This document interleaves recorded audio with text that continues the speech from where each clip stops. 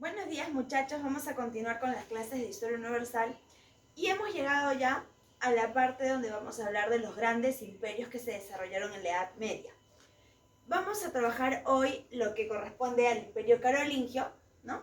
Y vamos a ver después la otra semana la parte del Imperio Bizantino, ¿ya? Si hablamos nosotros del Imperio Carolingio, vamos a decir que este fue uno de los grandes imperios que va a desarrollarse a consecuencia precisamente, ¿no?, del reino de los francos, ¿ya? Recordemos nosotros que la parte de Europa occidental o de Roma occidental va a decaer porque van a llegar los bárbaros, ¿no? Como los visigodos, ostrogodos, anglosajones, jutos, vándalos, francos. De todos estos pueblos bárbaros, del territorio de los francos va a nacer este gran imperio, que va a convertirse en, digamos, el imperio que va a predominar en la parte de Europa occidental. Esto hay que tener en cuenta porque en la Edad Media vamos a encontrar dos imperios importantes. En la parte de Occidente, el imperio carolingio, y en la parte de Oriente, el imperio bizantino, que lo vamos a ver después. ¿Ya? Entonces, si hablamos del imperio carolingio, vamos a hablar primero del antecedente. Y vamos a decir, evidentemente, pues que el antecedente va a ser el reino de los francos. Este reino de los francos, ¿no?, vamos a destacar a este personaje conocido como Clodoveo, ¿ya? Clodoveo va a ser hijo de Meroveo y va a ser uno de los personajes más importantes con respecto a los bárbaros, porque va a ser uno de los primeros que se convierta al cristianismo, ¿ya? Él va a crear la dinastía merovingia en honor a su padre, a Meroveo. Meroveo va a ser quien, digamos, dé el ejemplo de la iniciativa de este pueblo, y en honor a él pues va a crear, ¿no es cierto?, su hijo, la dinastía merovingia. Vamos a hablar de que Clodoveo va a establecer a París como capital, va a vencer a los alamanes en la batalla de Tolbiac, y a consecuencia de esta victoria es que él se va a convertir al cristianismo, él y todo su ejército. ¿Por qué? Porque se menciona que Clodoveo estaba casado, ¿no?, con una mujer cristiana, Clotilde, quien todo el tiempo le hablaba de que había un Dios poderoso, único, ¿no? Pero recordemos que los bárbaros practicaban el arrianismo. Entonces, él tenía sus dudas, sobre todo porque su primogénito había muerto al nacer. Entonces era como que, ¿dónde está tu Dios súper poderoso, súper fuerte, que fue capaz de arrancarnos a nuestro hijo, ¿no? Entonces tenía sus dudas, pero Clotilde siempre estaba ahí todo el tiempo.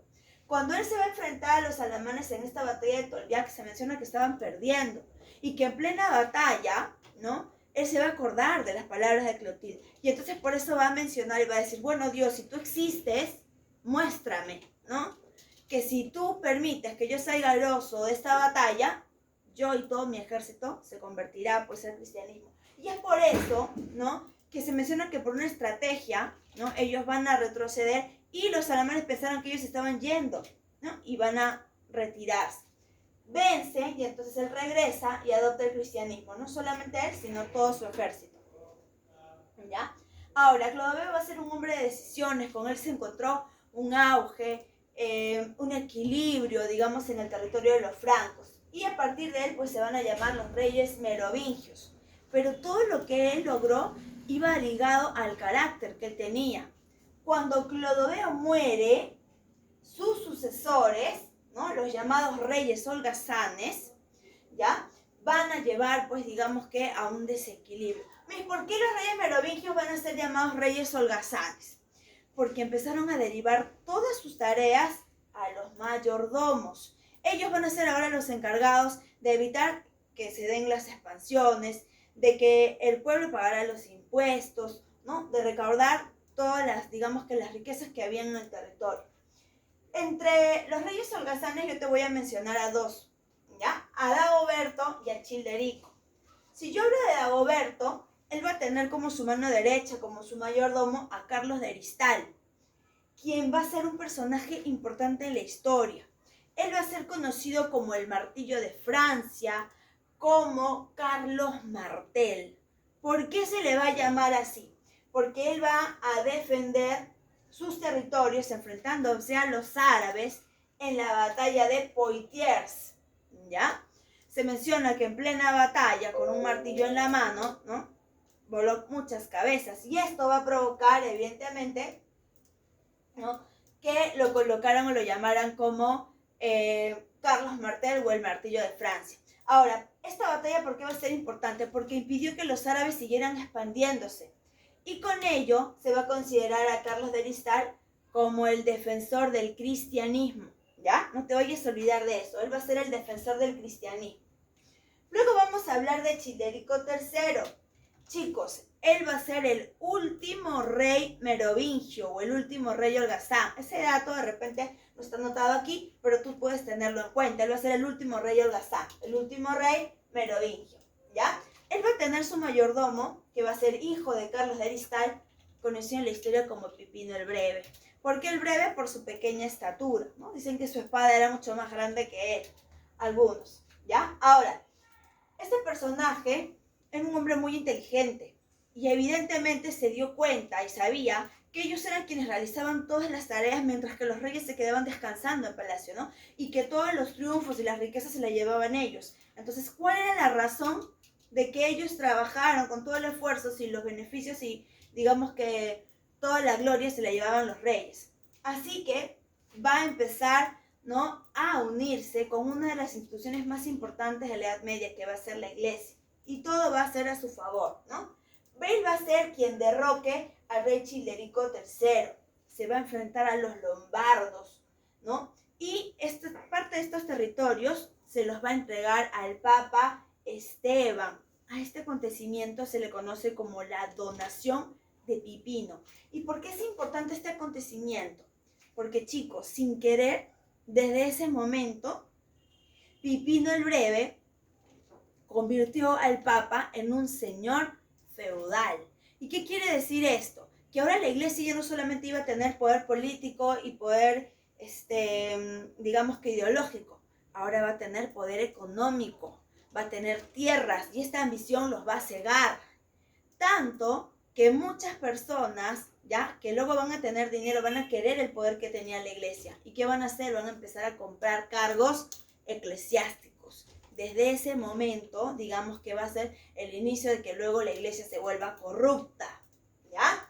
Entonces, le entregó las tierras al Papa Esteban II y él lo va a coronar como rey de los francos, así lo va a llamar, rey de los francos, ¿ya? Entonces, Pipino va a crear, al derrocar al rey Childerico III, se acabó la dinastía merovingia y él va a crear una nueva dinastía en honor a su padre, en honor a Carlos de Heristal. Y esa dinastía se va a llamar entonces Carolingia. Así es como va a empezar la dinastía, ¿ya? Y vamos a encontrar entonces aquí, Pipino el Breve creó la dinastía carolingia, ¿ya? Ahora, él se menciona que tuvo dos hijos, Carlos y Carlomán. Sin embargo, Carlomán va a morir y solo va a quedar Carlos. El detalle, ¿ya? Y muchos, digamos que historiadores han llegado a la conclusión que eso fue favorable, porque de no haber muerto uno de ellos, probablemente esto hubiera generado una guerra civil, ¿no? Lo cierto es que todo va a recaer en manos de Carlos, ¿no? Que luego de todo lo que logre, va a pasar a convertirse en Carlomagno, el personaje más importante del imperio carolingio. Él va a ser quien consolide esta dinastía. Pipino la crea y él la va a consolidar y la va a convertir en un imperio. ¿Cómo lo logró? ¿No? Con estrategia, con inteligencia y con la ayuda de la Iglesia. Ahora, evidentemente, Carlomagno va a diferenciarse de su padre en algo. No solamente estaba enfocado en la expansión territorial, sino que él quería algo más, marcar una influencia, y su aporte va a ser en la educación. Ahorita lo vamos a mencionar. Entonces, vamos a decir que él controló Germania, Austria e Italia. Todos estos territorios que luego van a pasar a ser, ¿no? Digamos que a centrarse, ¿ya? En lo que vendría a ser toda la parte de Europa, ¿ya? Va a luchar contra los lombardos. Y no es que solamente se va a enfrentar a ellos, sino es que los va a derrotar y se va a nombrar rey de los francos, ¿ya? Va a lograr expandirse por digamos, ampliar tanto los territorios que lo va a convertir en un imperio, ¿ya? Él, por ejemplo, va a invadir o va a conquistar a los lombardos, los eslavos, los sajones, los musulmanes, ¿ya? Este territorio, al convertirse en un imperio, va a tener que tener una organización. Y él es quien se va a encargar de organizarlo. ¿Quién lo va a coronar como emperador? El Papa León III. Él lo va a nombrar como emperador, ¿ya? O también se le nombró defensor del cristianismo, ¿ya? Él va a ser considerado, digamos, la cabeza importante, ¿no?, del poder aquí en este imperio, de la mano con la iglesia, evidentemente, ¿no?, con el Papa León III. El Papa lo va, ¿no?, le va a dar este poder, ¿no? Ahora, ¿cómo va a organizar todo el territorio que él logró conquistar? En el aspecto político van a estar organizados de la siguiente manera. ¿Ya? Vamos a encontrar aquí que todo el máximo poder lo tenía el emperador, pero lo manejaba con el archipellán, con el missi dominici, ¿ya? El arzobispo, el conde, todos ellos estaban bajo el emperador. El archipellán se encargaba de los asuntos religiosos. El arzobispo era quien administraba la justicia.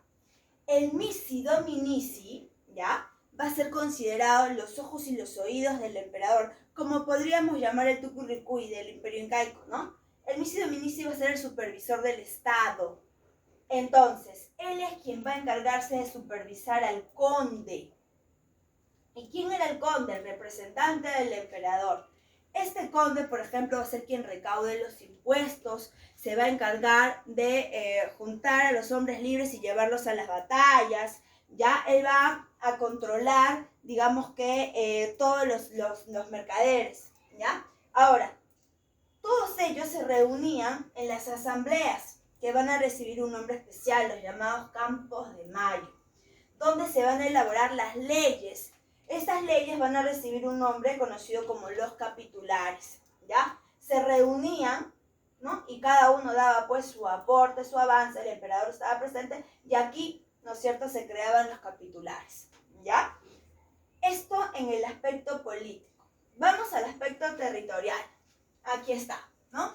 Yo te decía que conquistó territorios. ¿Qué territorios específicamente? Territorio de los lombardos, de los eslavos, musulmanes, sajones, ávaros. Tanto territorio que se dice que él logró la máxima expansión, ¿ya? Él va a establecer como capital, como la ciudad más importante, a la ciudad de Aquisgrán. Esa va a ser la capital del Imperio Carolingio.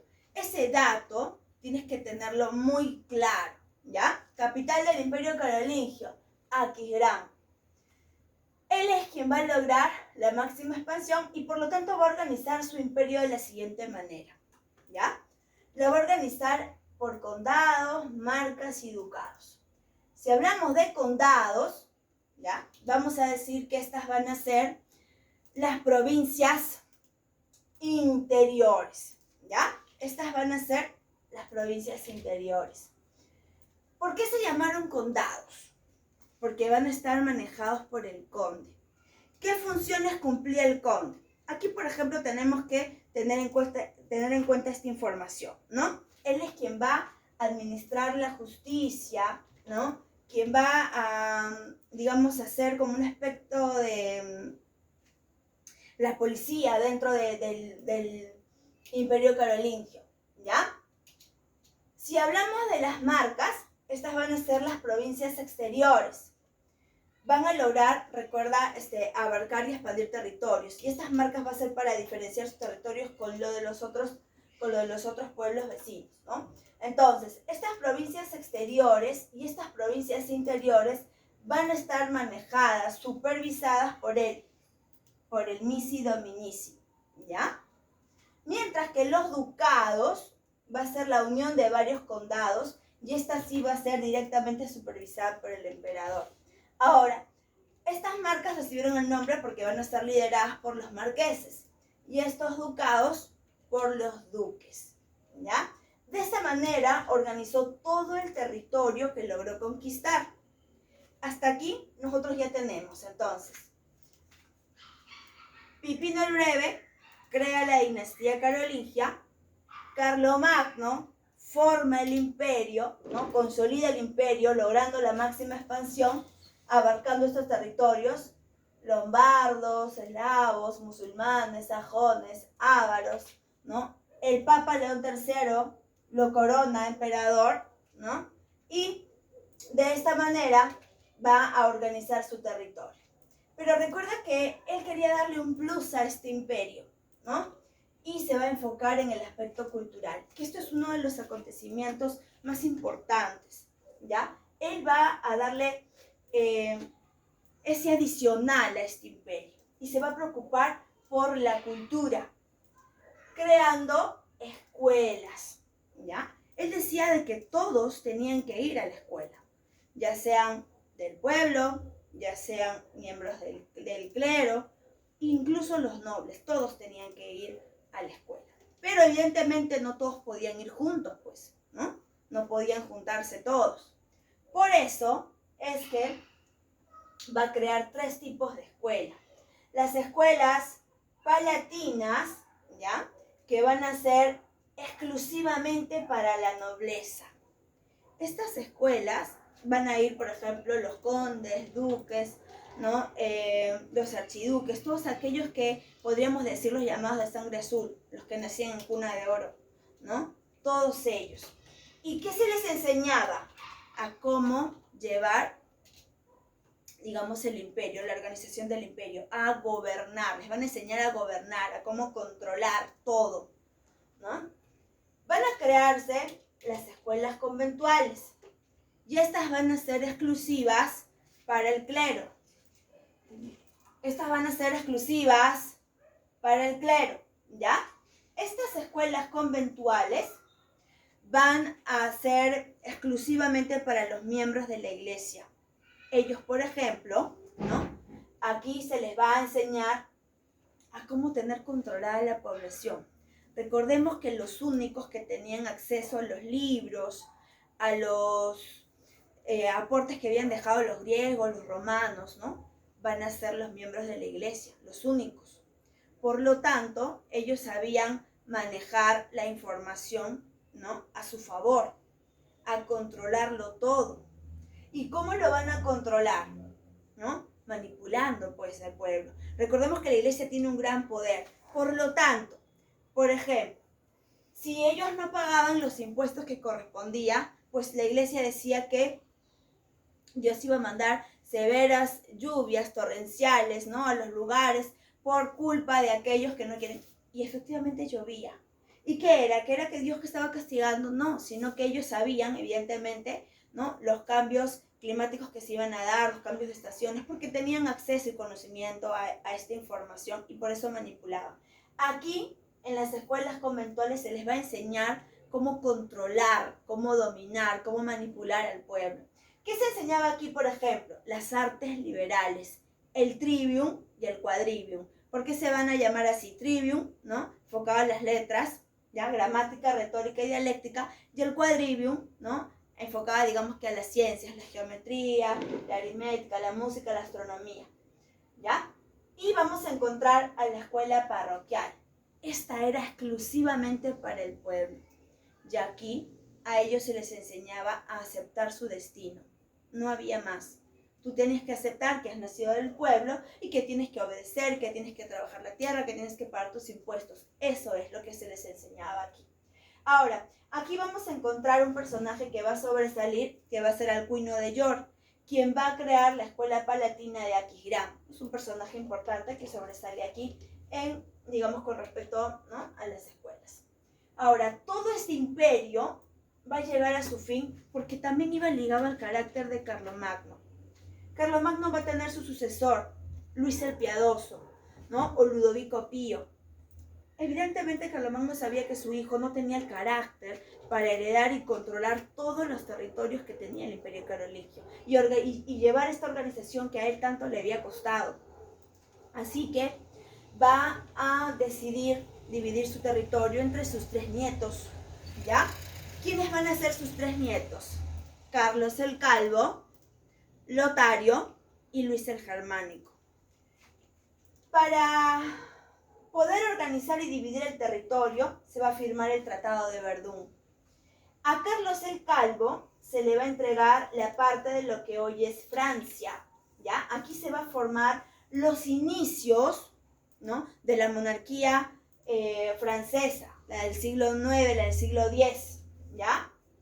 Aquí vamos a decir que esta parte de moradito que tú observas aquí se le va a entregar a Lotario, ¿ya? Y lo que tú observas aquí de meloncito, de naranjita, esta es la parte que Pipino le entregó a la iglesia, ¿no? Lo que hoy decimos los estados papales, ¿ya? Y la parte verde que tú observas aquí es la que se le va a entregar a Luis el Germánico, donde se va a formar, ¿ya?, el llamado luego Sacro Imperio Romano Germánico, es decir, lo que en la actualidad es Alemania. Aquí San Marcos hizo una pregunta con respecto a la división del Imperio Carolingio hace algunos años, ¿no? ¿Cuál es la trascendencia y la importancia del Imperio Carolingio? ¿Ya? La trascendencia es que gracias a este imperio se va a dar la formación de los 3 estados más importantes de la Edad Media. ¿Cuáles van a ser? Francia, Italia, ¿no?, y el Sacro Imperio Romano Germánico, el CIR, ¿ya? Entonces, de esta manera va a estar organizado, va a estar liderado este imperio carolingio. No te olvides, la dinastía la creó Pipino el Breve, ¿no?, y el imperio la consolidó Carlomagno. Todo se llevó, ¿no?, se debió la grandeza al carácter de él. No te olvides su supervisor, el Misido Dominicio. Entonces, de esta manera hemos visto hoy el imperio carolingio. ¿Qué tienes que hacer tú? ¿Ya? Le vas a desarrollar las 10 preguntas de tu tarea, ¿ya?, de la ficha que te van a entregar, y tú esa va a ser tu tarea, ¿ya? Del número 1 al número 10. Conmigo será hasta una próxima oportunidad.